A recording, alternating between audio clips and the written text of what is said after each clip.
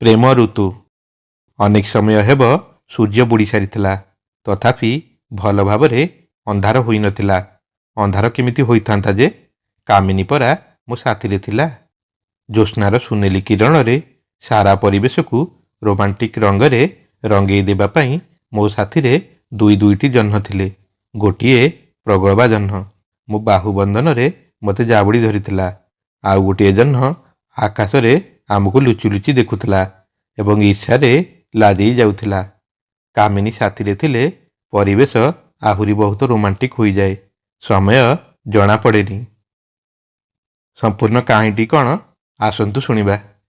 ଦୂର ପାହାଡ଼ ତଳେ କେଉଁ ଏକ ଝଙ୍କା ଶାଳଗଛ ଆରପଟେ ଜହ୍ନ ଆମ ଦୁଇ ଜଣଙ୍କୁ ଲୁଚି ଲୁଚି ଦେଖୁଥିଲା। ମିଠା ମିଠା ସୁନେଲି ଆଲୋକର ଶୀତଳ ଜ୍ୟୋତ୍ସ୍ନାରେ ସତେ ଅବା ସାରା ଆକାଶଟା ଭିଜି ଯାଇଥିଲା। ପବନ, ତରୁ, ଲତା, ଦୂର ପାହାଡ଼ ଆଉ ଚାରିପାଖରେ ଥିବା ଉଚ୍ଚା ଉଚ୍ଚା ଝଙ୍କାଳିଆ ଶାଳବଣ ଏବଂ ବାକି ଥିବା ଆଉ ସବୁ କିଛି ପ୍ରେମର ରଙ୍ଗରେ ସତେ ଯେପରି ଜୁଡ଼ୁବୁଡ଼ୁ ହୋଇଯାଇଥିଲେ। ରାସ୍ତା କଡ଼େ କଡ଼େ ଟିକେ ଦୂରରେ ପାହାଡ଼ି ଝରଣାଟିଏ ବୋହି ଯାଉଥିଲା। ଝରଣାରେ ପାଦ ଛପ୍ ଛପ୍ ପାଣି ବି ଥିଲା, ଆଉ ଝରଣାଟି କୁଳୁ କୁଳୁ ଗୀତ ଗାଇ ଗାଇ ତାର ଅଙ୍କା ବଙ୍କା ଜଳଧାରା ସାଥିରେ ବାଲିଗରଡ଼ା ଉପରେ ପଥର ସନ୍ଧିରେ ଲାଜେଇ ଲାଜେଇ ବଡ଼ ସନ୍ତର୍ପଣରେ କୁଆଁରୀ ଝିଅଟିଏ ପରି ବୋହି ଯାଉଥିଲା। ଯେମିତି ଲାଜକୁଡ଼ି ନୂଆ ବୋହୂଟିଏ ପାଦର ପାଉଁଜି ରୁଣୁ ଜୁଣୁ ବଜାଇ ତାର ଲମ୍ବା ଓଢ଼ଣୀ ଭିତରୁ ଏପଟ ସେପଟକୁ ଥରେ ଦେଖି ନେଇ ଯା ଦେଢ଼ୁଶୁର ଘରେ ବଡ଼ ସନ୍ତର୍ପଣରେ ଅଳିନ୍ଦ ଟପି ଚାଲିଯାଉଛି।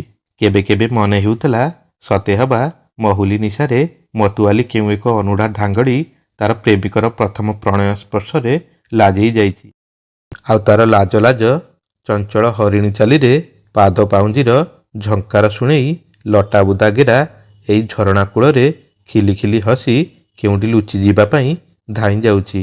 ଝରଣା କୂଳରେ ଝିଙ୍କାରି ବି ଥିଲା ଏବଂ ଆମ ମିଳନର ଉତ୍ସବରେ ସିଏ ବି ଆନନ୍ଦ ବିଭୋର ହୋଇ ନାଚି ଯାଉଥିଲା, ଆଉ ତାର ସାହାନାଇରେ ମିଳନର ରାଗ ଆଳପନରେ ମଗ୍ନ ହୋଇଯାଇଥିଲା। କାମିନୀ ତାର ଗୋଟିଏ ହାତରେ ମୋର ଅଣ୍ଟାକୁ କୁଣ୍ଢେଇ ଧରିଥାଏ, ଆଉ ଗୋଟିଏ ହାତରେ ମୋ ହାତକୁ ଜାବୁଡ଼ି ଧରିଥାଏ। ମୋ କାନ୍ଧ ଉପରେ ମଥା ରଖି ଲତାଟିଏ ପରି ମୋ ଦେହରେ ଲଟେଇ ହୋଇଯାଇଥିଲା ଯେପରି। ରାତି ଜଗା ପକ୍ଷୀଙ୍କର କଳରବ ସହିତ କେଉଁ ଦୂରରୁ ମୁରଲୀର ମଧୁର ସ୍ୱର ଭାସି ଆସୁଥିଲା। ହୋଇପାରେ କେଉଁ ଏକ ବିରହ ପ୍ରେମିକ ତାର ପ୍ରିୟତମା ପାଇଁ ସଙ୍ଗୀତର ସୁରେ ସୁରେ ମିଳନର ସଙ୍କେତ ପଠାଉଥିଲା। ଆମେ କିନ୍ତୁ ପ୍ରଣୟ ନିଶାରେ ମସଗୁଲ ଦୁଇ ପ୍ରେମୀ ଅନିର୍ଦ୍ଦିଷ୍ଟ ଗନ୍ତବ୍ୟ ପଥରେ ବେପରୁଆ ଭାବରେ ଏମିତି ଆଗେଇ ଚାଲି ଯାଉଥିଲୁ। ଜଞ୍ଜାଳ ଭରା ସହରର ଗହଳ ଚହଳ ଆଉ ଦୁନିଆର ଭିଡ଼ଭାଡ଼ ଠାରୁ ଅନେକ ଦୂରରେ ପ୍ରେମ ପାଇଁ ଆଉ ଏକ ନୂଆ ଦୁନିଆର ସନ୍ଧାନରେ ବାହାରିଛୁ। ଆମ ପାଇଁ ସମୟର କିଛି ବନ୍ଧନ ନାହିଁ, କିଛି ରୋକଠୋକ ନାହିଁ। ଆମେ ଦୁଇ ଜଣ ମୁକ୍ତ ଆକାଶରେ ବିହଙ୍ଗର ଡେଣା ନେଇ ଉଡ଼ିଯିବାକୁ ଚାହୁଁଥିଲୁ। ଆମକୁ ଆଜି କେହି ଲୁଚି ଲୁଚି ଦେଖୁନାହାନ୍ତି, ଆମ କଥା କେହି ଲୁଚି ଲୁଚି ଶୁଣୁନାହାନ୍ତି। ଆମେ ମୁକ୍ତ, ଆମେ ସ୍ୱଚ୍ଛନ୍ଦ, ଆମେ ଆନନ୍ଦ ବିଭୋର। ଧୂଆଁ ଧୂଆଁ ଜ୍ୟୋତ୍ସ୍ନାର ସମୁଦ୍ରରେ ନିଶ୍ଚିନ୍ତରେ ପହଁରି ବୁଲୁଥିଲୁ। ରାସ୍ତା ସରି ନଥିଲା, କିନ୍ତୁ ଅମାନିଆ ଟିକି ଝରଣାଟି ଆମର ପଥ ଓଗାଳି ଠିଆ ହୋଇ ବୋହି ଯାଉଥିଲା। ତାର କୁଳୁ କୁଳୁ କୋକିଳ କଣ୍ଠରେ ଆମକୁ ସତେ ନିମନ୍ତ୍ରଣ ଦେଇ କହୁଥିଲା, ହେ ବାଟୋଇ, ଦି ଘଡ଼ି ଅଟିକି ଯାଅ ନା। ତୁମର ଏଇ ପ୍ରେମିକା ପରି ମୁଁ ବି ତ କାହାର ପ୍ରେମିକାଟିଏ। ଏମିତି ବେପରୁଆ ଗୀତ ଗାଇ ଗାଇ ନୀତି ବୋହି ଯାଉଛି। ଜାଣିନି ମୋ ପ୍ରେମିକ କେଉଁଠି ମୋର ପଥ ଚାହିଁ ବସି ରହିଥିବ କେଜାଣି। ଆସ ମୋ ପାଖରେ ଦି ଘଡ଼ି ବସ, କିଛି ଗପସପ କରିବା। ତୁମେ ତୁମ ପ୍ରେମ କାହାଣୀରୁ କିଛି କହିବ, ମୁଁ ଶୁଣିବି, ଆଉ ମୁଁ ମୋ ପ୍ରେମ କାହାଣୀରୁ କିଛି ତୁମକୁ କହିବି, ତୁମେ ଶୁଣିବ। ପାଦ ଛପ୍ ଛପ୍ ଝରଣା ଜଳରେ ଜହ୍ନ ସତେ ସୁନେଲି ରଙ୍ଗ ଗୋଲେଇ ଦେଇଥିଲା। ଝରଣାର ଜଳ ଆଉଟା ସୁନାର ପତଳା ଧାରଟିଏ ହୋଇ କୁଳୁ କୁଳୁ ହୋଇ ବୋହି ଯାଉଥିଲା। ସେଇ କୁହୁକିନି ଝରଣାର ଜଳ କାମିନୀକୁ ସତେ ସମୋହିତ କରି ଦେଇଥିଲା। କୁନି ଝିଅଟିଏ ପରି ସିଏ ତାର ଶାଢ଼ୀକୁ ନିଜ ଆଣ୍ଠୁ ପର୍ଯ୍ୟନ୍ତ ଟେକି ଦେଇ ଜଳର ଧାରେ ଧାରେ ପାଦ ଛପ ଛପ କରି ଧାଇଁ ଯାଉଥିଲା ସିଏ। ଝରଣାର କୁଳୁକୁଳୁ ସଙ୍ଗୀତ ଆଉ କାମିନୀର ପାଦ ପାଉଁଜିର ମଧୁର ଝଙ୍କାର ନାଦର ଯୁଗଳବନ୍ଦୀ ପରିବେଶକୁ ମୋ ପାଇଁ ଆହୁରି ଅଧିକ ରୋମାଣ୍ଟିକ୍ କରିଦେଉଥିଲା। କାମିନୀର ଏଇ ବେପରୁଆ ରୂପ ମୁଁ ଆଜି ପ୍ରଥମ ଥର ପାଇଁ ଦେଖୁଛି। ପ୍ରେମ କରିବା ସମୟରେ ମଧ୍ୟ ସେ ଏପରି ବେପରୁଆ ଥିଲା। ହେଲେ ସେ ପ୍ରେମ ଜୀବନର ସ୍ୱଚ୍ଛନ୍ଦତାର ପାଦରେ ସନ୍ଦେହର ଏକ ମୋଟା ଜଞ୍ଜିର ବନ୍ଧା ଥିଲା। କିନ୍ତୁ ବାହାଘର ପରେ ଏଇ ହନିମୁନ୍ ଟ୍ରିପ୍ରେ ବହୁତ ଅଲଗା ଅଲଗା ଲାଗୁଛି କାମିନୀ। ବହୁତ ବଦଳି ଯାଇଛି ସେ। ଛୋଟ କୁନି ଝିଅଟିଏ ହୋଇଯାଇଛି ଯେପରି। ସତେବା ନୀଳ ଆକାଶରେ କୁନି ଚଢ଼େଇଟିଏ ତାର ଡେଣା ଝାଡ଼ି ଝାଡ଼ି ବୁଲୁଛି ନିଶ୍ଚିନ୍ତ, ନିର୍ଭୟ ଆଉ ବେପରୁଆ ଭାବରେ। ଶୋରୁମ୍ରେ ମନପସନ୍ଦର ଡ୍ରେସ୍ ଦେଖିବା, ଟ୍ରାଏଲ୍ ରୁମ୍ରେ ତାକୁ ପିନ୍ଧି ଆଇନାରେ ନିଜକୁ ଦେଖି ଖୁସି ହୋଇଯିବା ପରେ ବି ମନରେ ସନ୍ଦେହ ରହିଯାଏ ଏଇ ଡ୍ରେସ୍ଟିକୁ କିଣିପାରିବ କି ନାହିଁ। କିନ୍ତୁ ସେଇଟା କିଣି ସାରିବା ପରେ ପ୍ରାପ୍ତିର ଯେଉଁ ଆନନ୍ଦ ଆସେ ତାହା ଅବର୍ଣ୍ଣନୀୟ। ବୋଧହୁଏ ସେମିତି ଡର ସବୁ ପ୍ରେମିକ ପ୍ରେମିକାଙ୍କ ମନରେ ଥାଏ। ସେମାନଙ୍କ ପ୍ରଣୟ ପରିଶେଷରେ ପରିଣୟରେ ପରିବର୍ତ୍ତିତ ହୋଇପାରିବ କି ନାହିଁର ସନ୍ଦେହ ସବୁ ପ୍ରେମିକା ଆଉ ପ୍ରେମିକାଙ୍କ ମନରେ ଥାଏ। ଯଦିଓ ପ୍ରେମ ଚିରନ୍ତନ, ଶାଶ୍ୱତ ଆଉ ରାଧାକୃଷ୍ଣଙ୍କ ପ୍ରେମକୁ ଆମେ ଶ୍ରଦ୍ଧାରେ ସମ୍ମାନ ସହିତ ଆବୋରି ନେଇପାରୁ, କିନ୍ତୁ ବାସ୍ତବ ଜୀବନରେ ସେହି ପ୍ରେମକୁ ପରକ୍ରିୟା କିମ୍ବା ଅବୈଧ କହି ଘୃଣା କରୁ। ସବୁ ପ୍ରେମ କ'ଣ ପରିଣୟରେ ସମାପ୍ତ ହୋଇଥାଏ?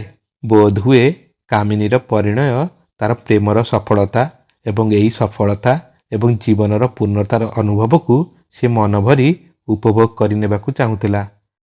ପାଣିରେ ପାଦ ଛପ ଛପ କରି କାମିନୀ ଜଳଧାରା ସହିତ ବେଶ୍ ଦୂରକୁ ଚାଲି ଯାଉଥିଲା। ଆଉ ମୁଁ ଠିଆ ହୋଇ ମନ୍ତ୍ରମୁଗ୍ଧ ଦର୍ଶକ ସାଜି ସେ ଦୃଶ୍ୟକୁ ମନ ଭରି ଉପଭୋଗ କରୁଥିଲି। ହଠାତ୍ କାମିନୀ ଡାକିଲା, ଏ ସ୍ୱରାଜ, ଦେଖ ଏ ପଥର ଉପରେ ବସିବା ପାଇଁ କି ସୁନ୍ଦର ଜାଗାଟିଏ ହୋଇଛି। ଆସ ଏଇଠି ଟିକିଏ ବସିବା। ଏହା କହି କାମିନୀ ପାଣିଧାରକୁ ଗୋଡ଼ ଲମ୍ବାଇ ସେ ଚଟକା ପଥରଟା ଉପରେ ବସି ପଡ଼ିଲା। ଆମେ ଦୁହେଁ ଦେହକୁ ଦେହ ଲଗାଇ ବସିଗଲୁ ଏବଂ ପ୍ରକୃତି ରାଣୀର ଅପୂର୍ବ ଶୋଭା ସମ୍ଭାରକୁ ମନ ଭରି ଉପଭୋଗ କରୁଥିଲୁ। ପାଦ ତଳେ ଝରଣାର ଜଳ ସତେ ଆମ ପାଦକୁ କୁତୁକୁତୁ କରି ବୋହି ଯାଉଥିଲା। ଯେମିତି ବାହାଘର ଖବର ଶୁଣିବା ପରେ ଭାଉଜମାନଙ୍କୁ ଟାହିଟାପରା କରିବାର ମଉକା ମିଳିଯାଏ। ବେଳ ଅବେଳରେ ମଉକା ମିଳିଗଲେ ଥଟ୍ଟାରେ କୁତୁକୁତୁ କରିଦେଇ ଚାଲିଯାଆନ୍ତି। ସେମିତି ଏଇ ଝରଣାର ଜଳ ବି ଆମ ପାଦକୁ ଛୁଇଁ ଦେଇ ବୋହି ଯାଉଥିଲା ଆଉ ଆମ ଖୁସିରେ ସାମିଲ ହୋଇ ରୋମାଞ୍ଚିତ ହୋଇଯିବାକୁ ଚାହୁଁଥିଲା। କାମିନୀ ମୋ ହାତକୁ ତାର ଦୁଇ ହାତ ମୁଠାରେ ଜାବୁଡ଼ି ଧରି ଗୁଣୁ ଗୁଣୁ ଗୀତ ଗାଇବାକୁ ଲାଗିଲା। ଗୀତ ଗାଉ ଗାଉ କ'ଣ ହେଲା କେଜାଣି ହଠାତ୍ ଚୁପ୍ ହୋଇଗଲା କାମିନୀ। ମୋ ମୁହଁକୁ ଥରେ ଚାହିଁଲା। ତା ମନକୁ କ'ଣ ଆସିଲା କେଜାଣି ମୁଁ ବୁଝିବାକୁ ଚେଷ୍ଟା କରିବା ଆଗରୁ ସେ ମୋତେ ପଚାରି ବସିଲା, ଆଚ୍ଛା ସୁର? ତାକୁ ଚିଡ଼େଇବା ପାଇଁ ମୁଁ ତା କଥା କାଟି କହିଲି, ଆରେ ମୋ ନାଁ ସୁର ନୁହେଁ, ମୋ ନାଁ ସ୍ୱରାଜ। ତୁମେ ସର୍ଟକଟ୍ କରିବାକୁ ଚାହୁଁଛ ଯଦି ଠିକ୍ ଅଛି, ମୋତେ ସୁର ନ ଡାକି ରାଜ ଡାକୁନ, ମିନିଂଫୁଲ୍ ଲାଗିବ। କାମିନୀ ନାକରେ ଗୁଣୁଗୁଣୁ କରି କହିଲା, ଦୁଷ୍ଟ, ମୁଁ କ'ଣ ପଚାରୁଛି ତାର ଉତ୍ତର ଆଗ ଦିଅ, ତାପରେ ଡିସାଇଡ଼୍ କରିବା ମୁଁ ତୁମକୁ ସୁର ଡାକିବି ନା ରାଜ ଡାକିବି। ମୁଁ କହିଲି, ଆଚ୍ଛା ପଚାର। କାମିନୀ କହିଲା, କୁହ ତ ଦେଖି, କ'ଣ ହୁଅନ୍ତା ଯଦି ଏ ଆକାଶ ନଥାନ୍ତା, ଆକାଶରେ ଜହ୍ନ ନଥାନ୍ତା, ଜହ୍ନରେ ଜ୍ୟୋତ୍ସ୍ନା ନଥାନ୍ତା, ବଗିଚାରେ ଫୁଲ ନ ଫୁଟିଲେ, ଫୁଲରେ ମହକ ନଥିଲେ, ବସନ୍ତ ନ ଆସିଲେ, ବସନ୍ତରେ କୋଇଲି ଗୀତ ନ ଗାଇଲେ କ'ଣ ହୁଅନ୍ତା? ସତରେ କ'ଣ ଉଜୁଡ଼ି ଯାଆନ୍ତା? ପ୍ରେମ ନ କଲେ, ଏମିତି ପ୍ରେମରେ ବିରହ ନଥିଲେ? ହଠାତ୍ ଏତେ ଗୁଡ଼ିଏ ପ୍ରଶ୍ନ ଏକା ସାଥିରେ ଶୁଣି ମୁଁ ଟିକେ ଘାବରେଇ ଗଲି। ପ୍ରଶ୍ନଟାକୁ ଠିକ୍ ଭାବରେ ବୁଝିବା ପାଇଁ ମୁଁ ତା ପ୍ରଶ୍ନକୁ ମନେ ମନେ ଥରେ ଦୋହରାଇ ନେଲି। ସତେ ତ, ସତରେ କ'ଣ ହୋଇଯାଆନ୍ତା ଏସବୁ ନଥିଲେ? ମୁଁ ହତବାକ୍ ହୋଇ ଥରେ କାମିନୀ ମୁହଁକୁ ଚାହିଁଲି। ତା ଆଖିରେ ଦୁଷ୍ଟାମିର ହସ ଝଲକୁଥିଲା। ସତେ ଅବା ସାପ ସିଡ଼ି ଖେଳରେ ସେ ମୋ ଗୋଟିକୁ ସାପ ମୁହଁକୁ ପେଲି ଦେଇ ନିଜେ ସିଡ଼ି ଚଢ଼ି 100 ଅଙ୍କରେ ପହଞ୍ଚି ଯାଇଛି। ଅବା ଚେସ୍ ପଟାରେ ମୋ ରାଜା ସାମ୍ନାରେ ଚେକ୍ ଦେଇ ମୋର ସବୁ ବାଟ ବନ୍ଦ କରିଦେଇଛି। ତା ନୀଳ ଆଖିରେ ଏମିତି ଏକ ଚମକ ଥିଲା, ଆଉ ଥିଲା ଏକ ବିରାଟ ପ୍ରଶ୍ନବାଚୀ। ସେ କହୁଥିଲା, ତୁମେ ନିଜକୁ ଭାରି ସ୍ମାର୍ଟ ମନେ କରୁଛ ନା? ତେବେ ମୋର ଏଇ ପଜଲଟିକୁ ସଲ୍ଭ କରି ନିଜର ସ୍ମାର୍ଟନେସ୍ର ପ୍ରମାଣ ଦିଅ। ମୁଁ କାମିନୀ ପ୍ରଶ୍ନର ଉତ୍ତର ଖୋଜୁଥିଲି, କିନ୍ତୁ ମୋତେ ଏପରି କାହିଁକି ଲାଗୁଥିଲା କାମିନୀ ପାଖରେ ଯେପରି ତାର ପ୍ରଶ୍ନର ସଠିକ୍ ଉତ୍ତର ବି ଥିଲା।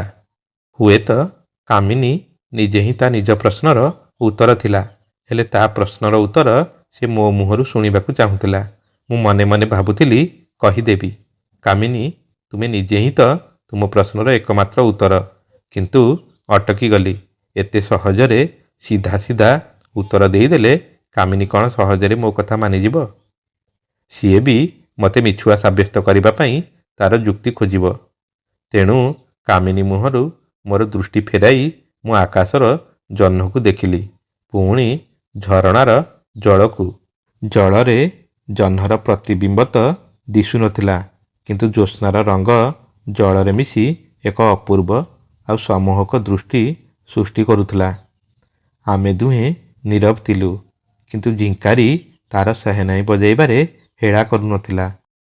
ହଠାତ୍ ନୀରବତା ଭାଙ୍ଗି ମୁଁ କହିଲି, କାମିନୀ, ତୁମ ପ୍ରଶ୍ନର ଉତ୍ତର ପାଇଁ ଆମେ ଗୋଟେ ଖେଳ ଖେଳିବା। ତୁମେ ଆଖି ବନ୍ଦ କରି ମନେ ମନେ ଭାବିନିଅ ଯେ ଏଇଟା ଗୋଟେ ସିନେମାର ସେଟ୍। ଆମେ ଦୁଇଜଣ ଏଇଠି ଅଭିନୟ କରୁଛେ। ଆକାଶର ଏଇ ଜହ୍ନ ସତ ସତକା ଜହ୍ନ ନୁହେଁ, ସେଇଟା ଆର୍ଟିଫିସିଆଲ ଲାଇଟ୍, ବିଜୁଳିରେ ଜଳୁଛି। ତଳେ ଏଇ ଝରଣା ସତ ଝରଣା ନୁହେଁ, କାଗଜ ପଟି ପ୍ଲାଷ୍ଟିକରେ ତିଆରି ଗୋଟେ ସେଟ୍ ଉପରେ ପମ୍ପ ଯୋଗେ ପାଣି ବୋହୁଛି। ଏଇ ଝିଙ୍କାରିର ଝିଁ ଝିଁ ସ୍ୱର, ପବନର ସାଇଁ ସାଇଁ ଶବ୍ଦ, ବଂଶୀର ସ୍ୱର, ଏସବୁ ଅର୍କେଷ୍ଟ୍ରା ପାର୍ଟିର ମ୍ୟୁଜିକ୍ ଡାଇରେକ୍ଟରଙ୍କ କହିବା ଅନୁସାରେ ସେମାନେ ବଜାଉଛନ୍ତି। ଓକେ?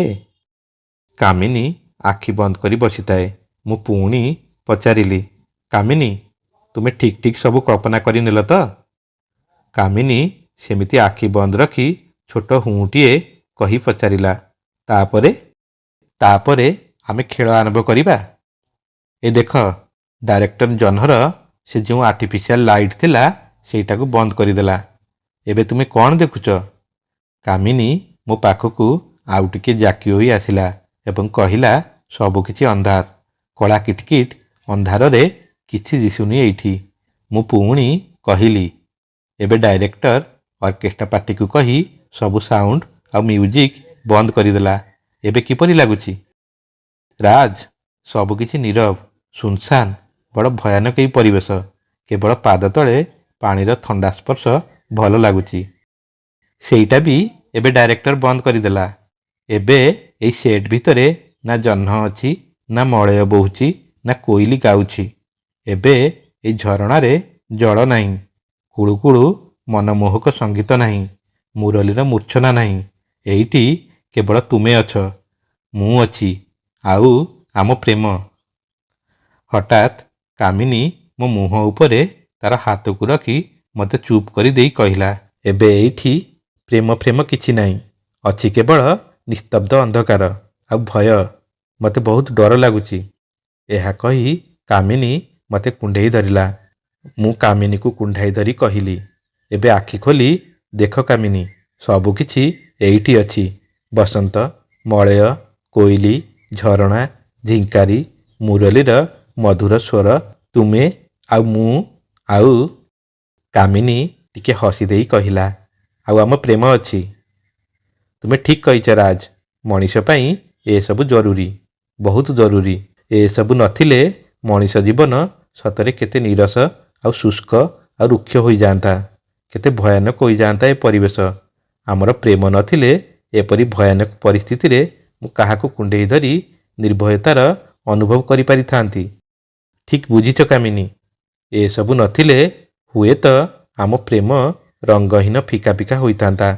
ରାଧାର ପ୍ରେମରେ ମୁରଲୀର ମୂର୍ଚ୍ଛନା ପରି ଏ ଜହ୍ନର ଜ୍ୟୋତ୍ସ୍ନା ଝରଣାର କୁଳୁକୁଳୁ ସ୍ୱର ଆଉ ଫୁଲର ମହକ ମଳୟର ମଧୁର ପରଶ ଆମକୁ ମତୁଆଲା କରୁଛି। ନହେଲେ ହୁଏତ ତୁମେ ନଥାନ୍ତ, ମୁଁ ବି ନଥାନ୍ତି। ଏ ନିବିଡ଼ତା, ଏତେ ଘନିଷ୍ଠତା ଆଉ ଆମର ଏ ପ୍ରେମ ହିଁ ନଥାନ୍ତା। বন্ধুগণ, আশা করছু আপনার এই কাহিনীটি নিশ্চয় পছন্দ আসিথিব। কাহিনীটি পছন্দ আসিলে আমার এই চ্যানেলকে লাইক এবং শেয়ার করে দিয়ন্তু। হ্যাঁ, যদি আমার এই চ্যানেলকে নূয়া করে আসিছন্তি, চ্যানেলটিকে সাবস্ক্রাইব করিবা সঙ্গে সঙ্গে বেল আইকনକୁ দবাই অল বটনটিକୁ চিপি দিয়ন্তু। যেতেবেলে বি এইভଳି ভিডিও ଆମ চ্যানেলে আসিব, সর্বপ্রথমে ଆପଣମାନଙ୍କ ପାଖକୁ নোটিফিকেশন ଯିବ। ପୁଣି ଦେଖା ହେବ ଆଗାମୀ ଭିଡିଓରେ ଆଉ ଏକ ନୂଆ କାହାଣୀକୁ ନେଇ। ସେତେବେଳେ ପର୍ଯ୍ୟନ୍ତ ରହୁଛୁ। ଜୟ ଜଗନ୍ନାଥ।